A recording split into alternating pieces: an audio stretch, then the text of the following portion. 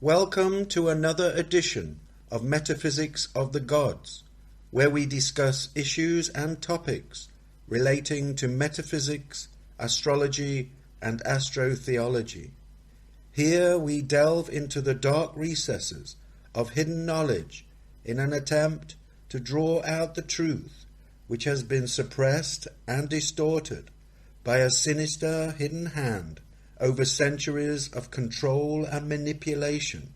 Metaphysics and astrology are the foundations to understanding universal consciousness, 360 degrees of holistic wisdom, as opposed to 1 degree of compartmentalized academic knowledge.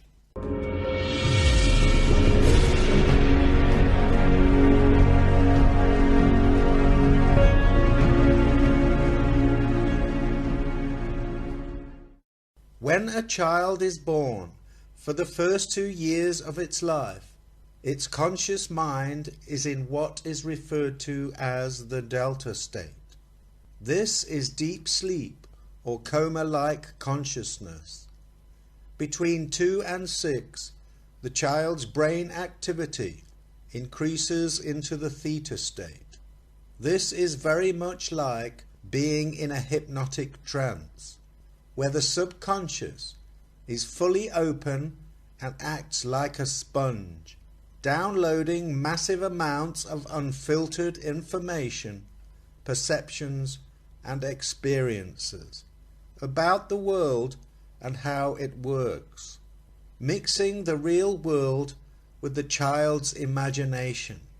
This is when we are programmed, during these early years, with our own unique beliefs, a reflection of our immediate surroundings, our parents' behavior, and our interaction with the community.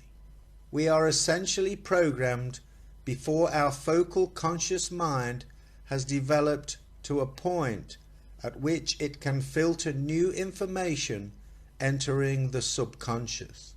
Consequently, most people spend the rest of their lives with beliefs and habitual behavioral patterns which they have no say in or had very little control over.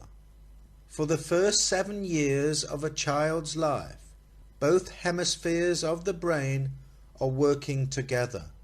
As they develop, specific thought processes will eventually take place in specific hemispheres, giving rise to the mature mind of the adult.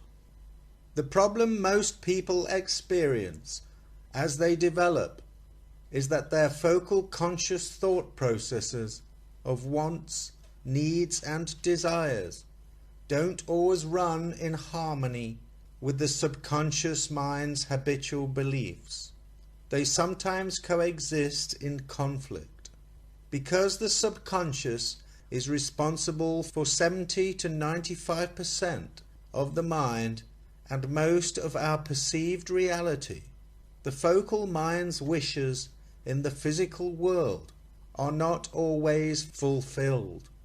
It takes a great deal of effort for the small focal mind to manifest your desires in this physical realm, especially if it is running contrary to the massive capacity of the subconscious. The focal conscious mind acts as a spotlight on an unlimited array of possibilities offered by the collective subconscious. Our individual subconscious is our karmic disposition, together with our programmed beliefs. And because the focal conscious mind's capacity is so small compared to the subconscious, anyone wishing to influence their perception of reality should really start by targeting the subconscious, as opposed to battling through their inharmonious gremlins in the physical realm, relying solely on their focal conscious awareness. Most people's minds are full of chatter. The monkey mind is a constant stream of random thoughts, images, and reflections of past events and scenarios. Many of these thoughts are self-sabotaging, negative rhetoric, reinforcing Saturnian pessimism, frustrations, and restrictions. This must be dealt with early and neutralized before it grows into a reoccurring problem which eventually has the potential to attach itself to the subconscious as a new negative habitual belief system. Through the process of regular meditation, one learns to quieten the mind, turning away from the chatter towards stillness. One major aspect of meditation is its ability to reprogram the subconscious with new positive beliefs, which run in harmony with your focal mind's dreams, wishes, and desires. Everything in this world is possible, not just for a few, but for the many.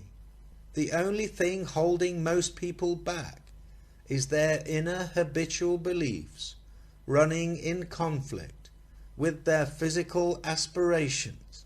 Yet most people in the Western world have no idea how to rectify this problem, which can lead them towards a better life of fulfillment, happiness, and success. Considering the majority of one's subconscious programming took place before the age of 7, in order to reprogram it, one needs to recreate the same conditions which initially opened the door during those formative years of massive subconscious information downloading. Give me a child until he is 7, and I will show you the man. Aristotle. Apart from hypnosis, meditation is one of the best ways to place the mind in the theta state. It is also important to recreate thought balance between hemispheres, just like in the mind of the child. This is known as hemisync. One way to achieve this is to cross one's legs and arms, as the left side of the brain controls the right side of the body and vice versa, stimulating both hemispheres. Once this is achieved and the mind has become centered, repetition and positive affirmations can be offered as mantras in order to influence and reprogram the subconscious with new beliefs running in parallel to one's new goals. Because the subconscious is extremely powerful and is our spiritual connection to an outer collective, unlike the sequential focal mind, the subconscious has the ability to operate outside the constraints of time and space. With a new belief system in place, your perception of reality will change from within. People and events will seem coincidental as the world around you appears to order itself towards your new objectives, illuminating those similar energies easily for the focal mind to home in on. This is how your dreams really do begin to manifest.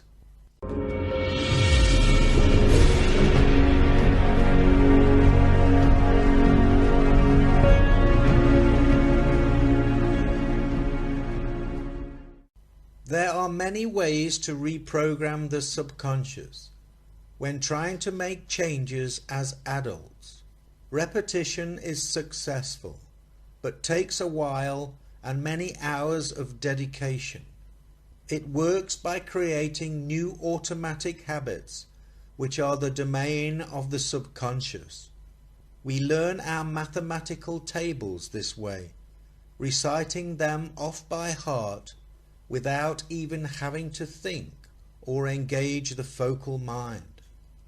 To live a more fulfilled and happy life, one's internal programming must be in tune with their positive aspirations. If an individual desires a loving relationship but has difficulty in manifesting this in their reality, it could be due to a conflicting belief system. They may, as a child, have harbored a belief of doubt and separation in the area of love. They may have difficulty not only trusting others, but also loving themselves. To rectify this, a new belief must be downloaded into the subconscious. Through repetition of positive mantras, one can stimulate the growth of a seed into a new belief system, while at the same time preventing any further nurturing of unwanted seeds. Once in the meditative state, the person must convince the subconscious mind that he loves himself. He must repeat the mantra, "I love myself," until it becomes a fixture in his habitual nature. It is very difficult to love others if one does not care much for oneself. Using this technique, one can work on all areas of their lives until the subconscious is finally playing ball with the focal mind's latest aspirations. The mantra used must be simple, straight to the point, and in the present tense, as though you are talking to a 6-year-old child. It is no good reciting the words, "I will be rich," because that is a future concept, and the future will never be in the here and now. One must say, "I am rich," or "I am wealthy." Therefore I say unto you, what things soever ye desire, when ye pray, believe that ye receive them, and ye shall have them. Mark 11:24. Whatever your mind can conceive and believe, the mind can achieve, regardless of how many times you may have failed in the past. Napoleon Hill. As a single footstep will not make a path on the earth, so a single thought will not make a pathway in the mind. To make a deep physical path, we walk again and again. To make a deep mental path, we must think over and over the kind of thoughts we wish to dominate our lives. Wilfred Peterson. Whether you think you can or think you can't, either way you are right. Henry Ford. Nurture your mind with great thoughts, for you will never go any higher than you think. Benjamin Disraeli. I attract to my life whatever I give my attention, energy and focus to, whether positive or negative. Michael Lozier. The closer you come to knowing that you alone create the world of your experience, the more vital it becomes for you to discover just who is doing the creating. Eric Leventhal. If you can believe that you can do it, the whole universe will conspire to help you. Debashis Mrida. If you change the way you look at things, the things you look at change. Wayne Dyer. When trying to access the subconscious from our sequential focal conscious perspective, trapped by inherent boundaries of time and space, we come up against some difficulty. However, there are many ways to open this door, allowing us to reprogram the subconscious in order to plant new beliefs. The more of the 5 senses you can stimulate during the reprogramming phase, the greater the chance of success. Here are just a few ways to program the subconscious mind. Positive affirmation. Repeating positive present tense statements, you can override negative thoughts and beliefs already lodged in the subconscious. Use simple positive phrases like "I am happy every day." Visualization. Visualizing your wants, needs and desires is a great way to stimulate the subconscious into accepting them as your new reality, conspiring with the universe to make it happen. Hypnosis. While extremely relaxed, with the mind in the theta state, the subconscious is open and easily reprogrammed from suggestions offered by a hypnotist. Subliminal audio and visual. The best time to use this method is when the mind is in the theta state, either at the start of the sleep cycle or towards the end. Meditation. This is one of the most popular ways to access the subconscious, although it requires practice and dedication. Willpower and habit. This is all part of repetition, with the will backing positive intent. Through repetition, habits form, and from habits, a new character is created. Auto-suggestion, or self-suggestion, is a simple way to influence the subconscious. New positive beliefs and intentions are repeatedly reinforced by the individual until those old negative seeds and beliefs have withered away and perished. Swimming is another great way to access and reprogram the subconscious. Overlooked by many, this simple process does not get the attention it deserves. Considering water is synonymous with the spirit realm, the moon and the subconscious, it seems a logical choice when choosing other forms of meditation and subconscious reprogramming. The action of swimming is a great opportunity to achieve moving meditation while also stimulating many of the 5 senses. It really does tick all the right boxes. The swimming strokes are repetitive and rhythmic. The sensation of water flowing over the body stimulates feeling. You hear the sound of the water in an isolated way. It helps to shut out external stimuli in a cocooning effect.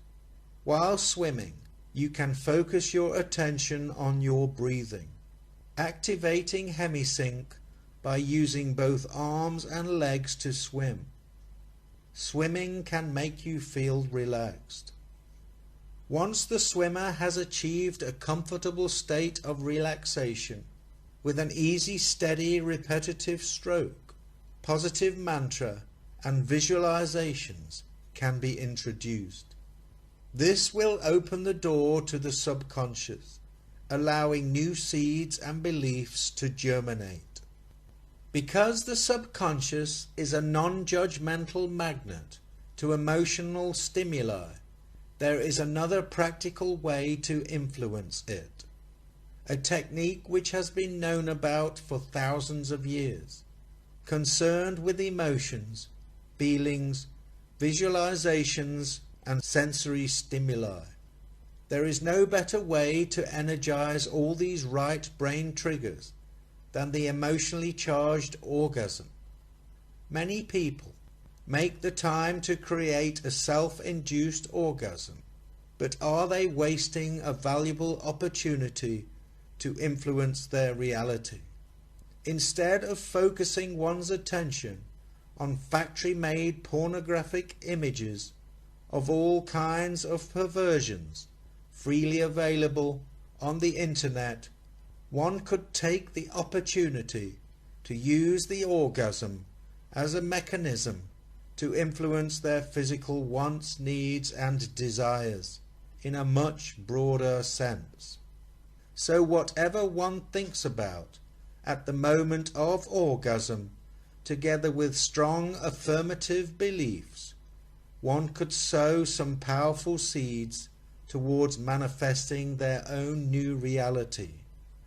One of the reasons why pornography is counterproductive to one's overall life is because it encourages the spilling of the seed and also rewires the brain by sowing seeds of perversions and distractions. This could all be part of an overall agenda, a mechanism to disempower many within the human population. To live one's life by solely relying upon the focal conscious mind in the physical realm to guide you and to solve all your problems, while ignoring the vast capacity of the subconscious, is like having 100 radio stations, but only ever tuning into a handful. When the focal and subconscious are finally working in harmony, your life's potential becomes almost limitless.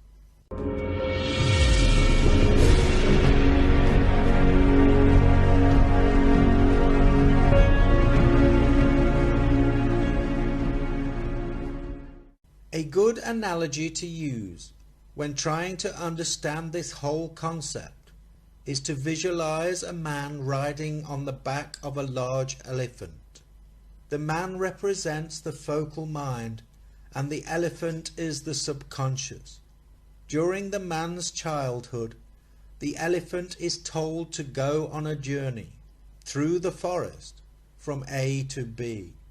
This does not cause a problem during the early years of the man's life, but as he grows up and starts to think for himself, he finds his new wants, needs and desires are not in tune with the elephant. He now wants to go from A to Z. But the little man, only a fraction of the strength and size of the elephant, finds it difficult to persuade the elephant to go in this new direction. And in order to create a new path, he has to fight all alone with the elephant and the forest simultaneously. One night the man has a dream where he is shown how to speak a new language, allowing him to talk to the elephant. Over the next few days, the man and the elephant begin to communicate and start working together in harmony. He convinces the elephant to change course to the new destination of A to Z. The man no longer had to struggle with the forest or the elephant. He let the enormous powerful animal do all the hard work while he sat back and enjoyed the ride. The elephant analogy mentioned to describe the subconscious is an interesting one, because in the Hindu tradition, the elephant-headed god Ganesha has many similar characteristics to the human subconscious mind. He invokes order to remove obstacles. His large pot belly is said to contain the universe, the past, present and future. He has paranormal powers. A snake girdles around his pot belly, Snakes are nocturnal hunters and are used to represent the subconscious. He has childlike innocence and behavior, just like the subconscious, which was fully open when we were children. Consequently, when we communicate with the subconscious, we have to talk to it as though it was a 6-year-old child in the present tense. He also represents the divine consciousness. The rope Ganesha holds in his left subconscious hand is the weapon used to remove obstacles. He rides on top of a mouse or rat, which represents the human focal conscious mind. He symbolizes life cycles, which challenge us to expand our consciousness. Once you have Ganesha or your subconscious elephant on the same side as your focal conscious mind's dreams, wishes, and desires, anything becomes possible. Do not neglect the spiritual gift within you, which was bestowed on you through prophetic utterances, with the laying on of hands by the presbytery. Timothy 4:14.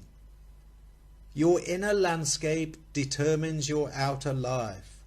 Heidi Dupree. Understanding the meaning of the word meditation is part of the puzzle. The etymology of the word suggests it came out of contemplation, devout preoccupation, devotions and prayer. Its root comes from the Old French, thought, reflection and study. In Latin, it is to think over, reflect and consider. It is also derived from the root med, which is to measure. Meditation is constructed from medi, and the Latin root for medi is middle. Like all other words beginning with medi, they are concerned with the middle. Words like medieval, the Middle Ages; mediocre, a task done in a mediocre way, is average. Medium, the medium temperature, is somewhere in the middle. A spiritual medium is a person who acts as a middle connection between the physical and the spiritual realms. Mediterranean, the Middle Sea, between Europe and Africa. Media, reporting from the middle of a story, who are supposed to be impartial, covering from the middle ground. Median, the middle number in a sequence of numbers. Words ending in ation denotes an action or process. Notation, the act of structured written communication. Presentation, the act of presenting a new idea or topic to an audience. Illumination, the act of lighting up a source. With this in mind, we can assume that the art of meditation is a physical act in which a person is trying to reach some form of middle ground concerning the mind and its thought processes. The mind is complicated and only partially understood. In our physical world of modern science, the combined metaphysical aspect of the human mind is overlooked in favor of tangible, measurable units of focal consciousness. The world of the subconscious and metaphysics, which cannot be measured by physical instruments, is conveniently dismissed as a pseudoscience. Emotions cannot be measured. The love one has for their parents or their children has no mathematical scale or equation. However, this does not mean those emotions are fictitious. On the contrary, more people's lives are ruled by feelings of love and compassion than by Pythagoras' theorem or Einstein's theory of relativity.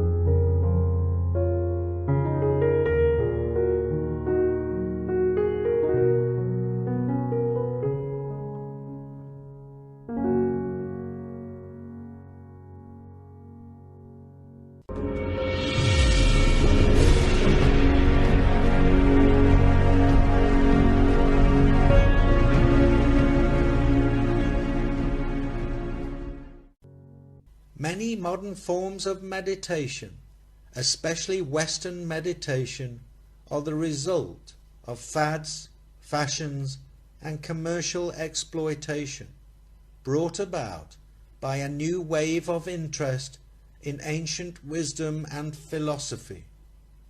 One must question everything in order to find the right path for themselves. Each one of us is different, with unique karmic mapping and varying potentials of strengths and weaknesses. Consequently, any form of religion or culture which offers a one-size-fits-all policy is not in the interest of the individual, but for the benefit of that system of control behind the ideology. Do not make meditation a complicated affair. It is really very simple, and because it is simple, it is very subtle. Its subtlety will escape the mind if the mind approaches it with all kinds of fanciful and romantic ideas. Meditation really is a penetration into the unknown, and so the known, the memory, the experience, the knowledge which it has acquired during the day or during 1,000 days must end. for it is only a free mind that can penetrate into the very heart of the immeasurable. So meditation is both the penetration and the ending of the yesterday. The trouble begins when we ask how to end the yesterday. There is really no how. The how implies a method, a system, and it is this very method and system that has conditioned the mind. Just see the truth of this. Freedom is necessary, not how to be free. The how to be free only enslaves you. Jiddu Krishnamurti. Meditation is one of the greatest arts in life, perhaps the greatest, and one cannot possibly learn it from anybody. That is the beauty of it. It has no technique and therefore no authority.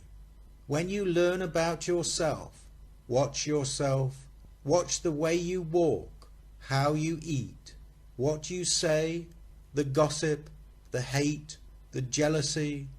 If you are aware of all that in yourself without any choice, that is part of meditation. So meditation can take place when you are sitting in a bus or walking in the woods full of light and shadows, or listening to the singing of birds, or looking at the face of your wife or child. Jiddu Krishnamurti. The mind is everything. What you think you become. It is a man's own mind, not his enemy or foe, that lures him to evil ways. There is nothing so disobedient as an undisciplined mind, and there is nothing so obedient as a disciplined mind. Nothing can harm you as much as your own thoughts unguarded. Peace comes from within. Do not seek it without. There is no path to happiness. Happiness is the path. In Buddhism, the word for meditation is bhavana, which means to make grow or to develop. Meditation helps the individual develop a different awareness, along with the energy needed to transform unwanted mental habitual patterns trapped within the subconscious.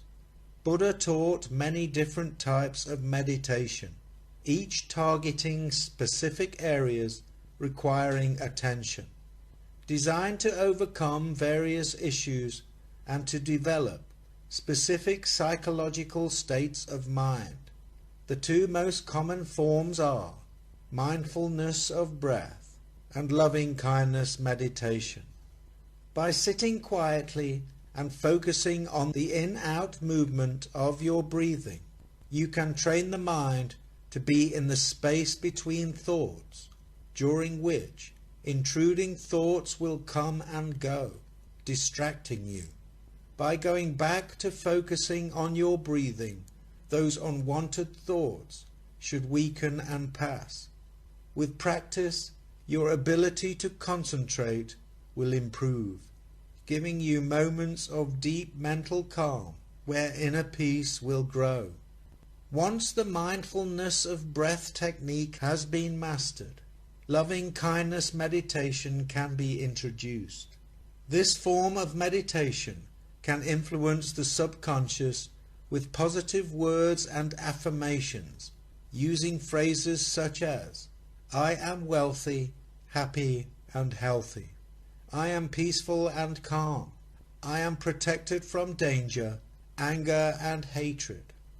Along with these positive affirmations, a good technique is to think of 3 people, one who you love, one who is neutral, and one who you have problems with, even dislike. In turn, wish them all well as you view them in your mind. If this is done on a regular basis, the garden within the subconscious will begin to change. Those old unwanted seeds of negative emotions like hatred, bitterness, blame and resentment will go unwatered, overshadowed by new seeds of positive emotions and affirmations, enabling a whole new habitual nature to grow from within. The whole concept of meditation is to bring one's mind and thoughts back into balance, towards the middle ground, away from extremes. If we look at the zodiac's houses as a map of life's variety and expressions of possibility, a balanced and measured mind should be somewhere in the center, not around the edge at an extreme point. The further away from the middle, the further the mind is away from harmony and balance, preoccupied by one specific house's characteristics. The closer your thoughts are to the middle, the more balanced the mind becomes, and the more chance of peace in the space between thoughts. The saying to be centered is used much in modern society to describe someone who is mentally balanced, even without a comprehensive metaphysical understanding of what it really means. It is also a process of balancing the focal conscious mind with the subconscious, in order to bring them in line with one another, away from conflict and disharmony. When both the focal and the subconscious are working together, the ability to influence one's own reality is greatly increased. With your thoughts, you truly do make the world. This is all part of the enlightening process. The posture for meditation is important in a number of ways. The legs are crossed to create a stable base for the spinal column to be naturally straight, allowing one to feel comfortable in a relaxed, unrestrained manner. The most popular positions are the full lotus, half lotus, and the Burmese posture. The root chakra is placed firmly on the earth, with the crown chakra positioned in the highest point. Meditation and prayer work together as a mechanism to influence and alter the state of mind, which in turn will influence the state of the body and the perception of this physical reality. The habitual nature of the mind, through the subconscious, can be altered towards a balanced, harmonious position together with behavior. The state of the focal and subconscious mind acts as a spotlight on specific frequencies it is aligned to. Anger begets more anger, and love begets more love. It is the universal law of attraction. The familiarity of a thought will make it much easier to notice and materialize on the outside.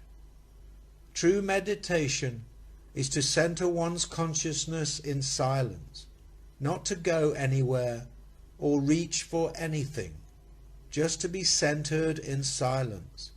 From this position of oneness, prayer and positive affirmations can be introduced for maximum effect. Be still and know that I am. Psalms 46:10. Meditate in your heart upon your bed and be still. Psalms 4:4. Meditation is just sitting quietly, whereas prayer is a projection of the consciousness in an affirming way. So to create the right environment for prayer to be effective, it must always begin by centering oneself through the act of meditation. There is nothing mind can do that cannot be better done in the mind's immobility and thought-free stillness. When the mind is still, then truth gets her chance to be heard in the purity of the silence. Sri Aurobindo. Meditation is silence. If you realize that you really know nothing, then you will be truly meditating.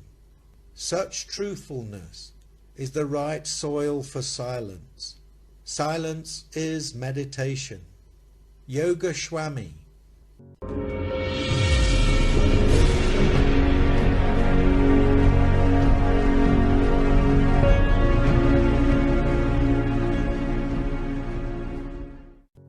Many people go to church or their chosen place of worship to rattle off vain repetitions of prayers which they have memorized from childhood, and are able to automatically recite unconsciously.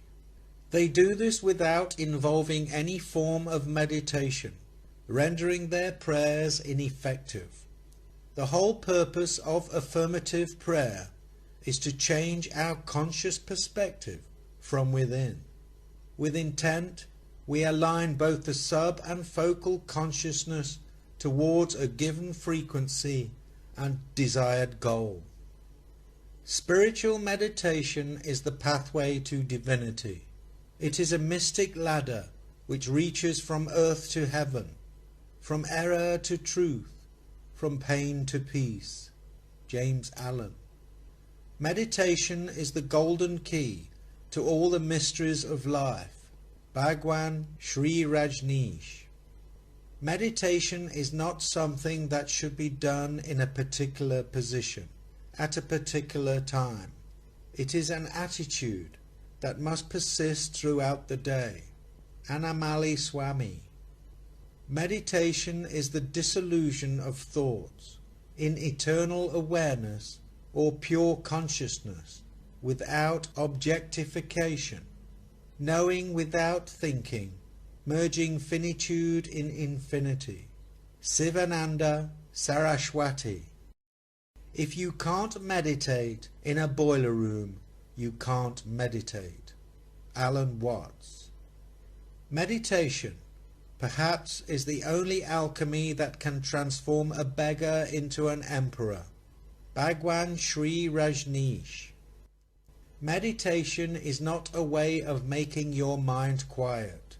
It is a way of entering into the quiet that is already there, buried under the 50,000 thoughts the average person thinks every day. Deepak Chopra. The moon is the fastest moving of all the planets and luminaries from our earthly perspective.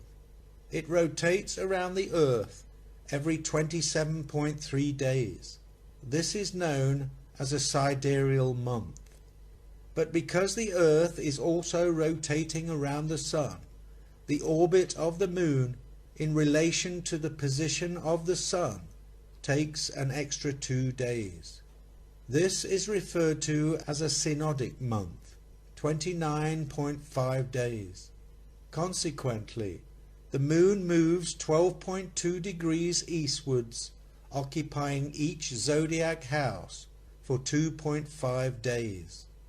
The moon produces no light of its own, only reflecting what comes towards it from the sun, and as it moves around the earth, we experience the moon's phases, from the new moon conjunct with the sun to a full illuminated moon opposing the sun. As reality is a construct within human consciousness, stimulated by our thoughts and planetary bodies, especially the moon, its natural cycles and rhythms are therefore important to us when relating to all things to do with our internal subconscious and our spiritual connection to the universe. The moon has an influence on the waters of the earth and on the monthly cycle of the female fertility, so it is not unreasonable to expect those influences to continue throughout the waters of the body and the inner mind. With the focal consciousness being only 5 to 30% of our mind's capacity, it is also reasonable to assume that the moon's connection to our subconscious plays a role in influencing the larger elephantine part of the mind. It is also necessary to comprehend the importance of moon cycles as they interact with the houses and signs of the zodiac. Each month there is a new moon which takes place in a different sign or house of the zodiac. That house should therefore become the backdrop for sowing new seeds within the subconscious and your Garden of Eden. The new moon is the start of a new cycle. It is nature's way of initiating a new beginning, or at least an opportunity to tweak that area of life associated with that house which the new moon falls in. Those 2.5 days of the new moon can be used to plant new positive seeds of intention, dreams and aspirations. It is a window of opportunity, enabling us to communicate with our subconscious elephant. This is the time when meditation can achieve its greatest impact towards reprogramming the subconscious and altering our perception of reality. Not only can we target those areas of life associated with the specific houses the new moon falls in, but also those characteristics synonymous with the house's ruling planet. For example, Jupiter would be optimism, abundance, and good fortune. If we compare the natural cycle of the female menstrual period with that of the moon's phases, in relation to developing subconscious reprogramming, we may get closer to understanding the natural process which may take place in order to discard old beliefs in favor of new ones. The start of the menstrual cycle can be compared to the start of a moon cycle, with the appearance of the new moon every 29.5 days. This can be utilized to discard unwanted subconscious beliefs from the mind, just as the uterus discards blood and mucosal tissue from the inner lining during the first 7 days of its cycle. This time can be used to create new positive intentions, affirmations, and visualizations, helping to sow new seeds and discard old ones. If one persists with regular repetitive programming techniques, the new seeds should germinate, just as a new egg is produced around 14 days. The full moon should help to bring forth those new subconscious seeds into the physical realm. Being in tune with nature's cycles is important. Modern living, with its artificial lighting, timing and electromagnetic pollution, is distorting our human biological connection to nature's rhythms, thus pulling us further away from independent self-sufficiency and into the hands of the modern world of materialistic interdependency. We have moved so far away from nature's cycles that modern science cannot find any connection between lunar rhythms and the female menstrual cycle, concluding that the fact both cycles last 28 days is just a mere coincidence.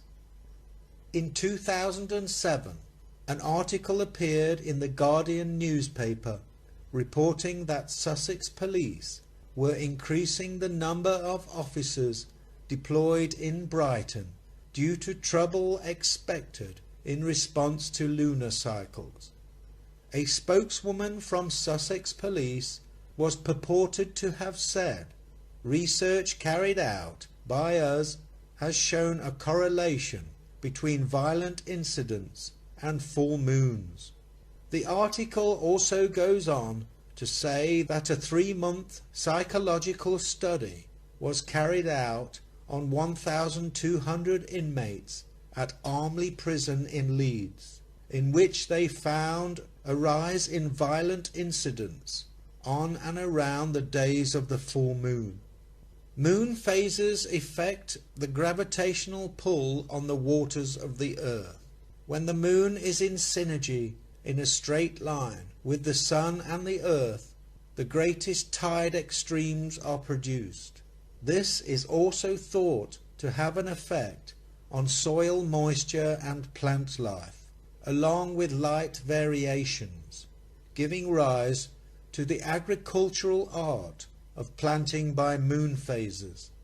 It has been suggested that crops which grow above ground prefer the waxing phase, while root crops prefer the waning phase. The old-time gardeners say, with the waxing of the moon, the earth exhales. When the sap in the plants rise, the force first goes into the growth above ground. Thus, you should do all activities with plants that bear fruit above ground during a waxing moon. With the waning of the moon, the earth inhales. Then the sap primarily goes down towards the roots. Thus, the waning moon is a good time for pruning, multiplying, fertilizing, watering, harvesting, and controlling parasites and weeds. Increasing amount of moonlight stimulates leaf growth. As the moonlight decreases, the above-ground leaf growth slows down. The root is stimulated again. It is quite obvious that the moon has a huge impact on the waters in the physical realm. But because the material world of modern science does not acknowledge the spiritual realm, including metaphysics, it dismisses any possible internal effect or interaction between the moon and the subconscious. Therefore, subconscious reprogramming with the aid of moon phases is not something which will be considered as a plausible remedy when trying to help people. The sale and consumption of antidepressants is preferred by the drug industrial complex as a long-term treatment for subconscious and focal mind disharmony. Unfortunately, most Western and modern societies have been socially engineered with a rigid belief that the individual has no power of their own, and that they must look outside themselves towards the state and its many organized institutions for remedies to all the ills which they may face throughout their lives. From a very early age, most people are conditioned to believe only in the physical realm, and that the subconscious is not something they should be concerned about. The elephant has been given its instructions in those formative early years, and it is not necessary to interfere any further. Just keep on working, consuming and drinking. The establishment would prefer the elephant to be ignored as another disempowering tool of division. In this brave new world, a collective of perceived realities, any form of control has a vested interest on keeping the human consciousness in a perpetual state of low vibration and organized division.